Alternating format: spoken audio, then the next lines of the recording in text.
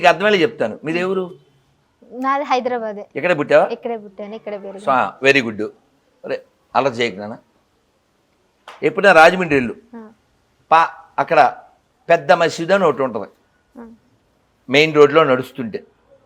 దాని వంక చూడు ఒకసారి, దాని గుమ్మాలు చూడు, శంఖం చక్రం జేవీజీలు ఉంటారు. అదేంటి జేవీజీలు ఎక్కడ ఉండాలి? వెంకటేశ్వర గుళ్ళో ఉండాలి కదా, లేదా విష్ణుమూర్తి ఆలయం రాముల వారి గుళ్ళో. ఎలా అక్కడ ఉన్నారా జేవీజీలు? రాముల వారి దగ్గర ఉన్నారా? లేరు ఇక్కడ. సో వెంకటేశ్వర గుడి ఎప్పుడైనా తిరుమల వెళ్ళావా? వెళ్ళావు కదా. తిరుమలలో మనం లోపలికి వెళ్ళే ముందు లెఫ్ట్ రైట్ ఎవరుంటారు? జేవీజీలు ఉంటారు. మరి పెద్ద మసీద్కి జేవీజీలకి సంబంధం ఏంటి? అది అసలు మసీద్ కాదు కాబట్టి, అది వేణుగోపాల స్వామి గుడి కాబట్టి, దాన్ని ఆక్రమించారు కాబట్టి, నేను లోపలికి వెళ్ళాను కాబట్టి, నేను చూశాను కాబట్టి. ఇప్పుడు కాశీ వెళ్ళావా? బోల్సార్లు వెళ్ళాను. మా రమేష్ గారి పుణ్యమా అలా దర్శనం చేసి మళ్ళీ మళ్ళీ వెళ్ళాం. రా ఎగిరిపోయిన తిన్నాను. సో అది ఏంటి? కాశీ విశ్వనాథుడి గుడి.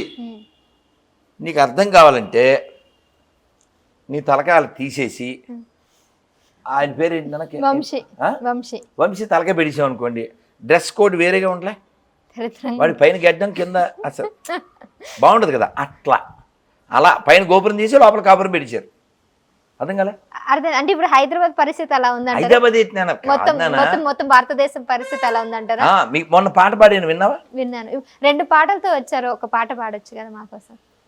ఇప్పుడు నీ ముందు ఇందాకే వాళ్ళ దగ్గర పాడాము, అయినా శాంపిల్కి చెప్తాను నేను. కానీ హుసేన్ తండ్రి హాసిం, హాసిం తండ్రి కాసిం, కాసిం తండ్రి లతీఫ్, లతీఫ్ తండ్రి శంకర్, శంకర్ తండ్రి ఇలా వచ్చింది కదా. గతాలు మతాలు మారిన మన తాతలు తండ్రులు మారరా. మూలం ఏంటి? మూలం ఎక్కడుంది? మూలం ఎక్కడుంది? ఇక్కడే ఉంది. మూలం అంతా ఇక్కడే, మన ఇప్పుడు నిన్ను నువ్వు మోసం చేసుకోవడం అంటే అది కరెక్ట్ ఏంటవా? నిన్ను మోసం చేసుకోవడం కరెక్ట్ కాదు, దేశాన్ని మోసం చేయడం కూడా కరెక్ట్ కాదు. అవునా? మన మూలం మర్చిపోవడం అసలు కరెక్ట్ కాదు.